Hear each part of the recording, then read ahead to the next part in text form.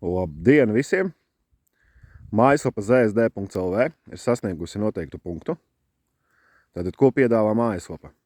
Mājaslapa piedāvā ievietot lielopus video formātā, kas ļauj potenciālajiem pircējiem lielopu apskatīt vizuāli jau pirms ierašanās saimniecībā.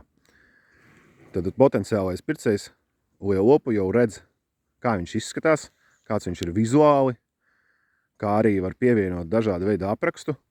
Lielopu var gan izsolīt, gan pārdot gabalcenā. Ja lielopu ieliek uz izsoli, liekas komentāri, un pārdevējs redz arī mājaslapā, ko raksta potenciālais pircējs. Tas viss ir apskatāms. Kā arī mājaslapā ir jauna sadaļa iekšā ielikta lauksaimniecības inventārs. Kas tas ir?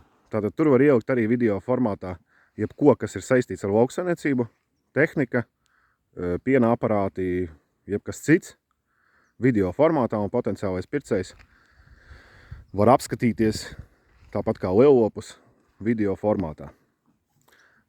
Tā kā sekojam līdzi zsd.lv.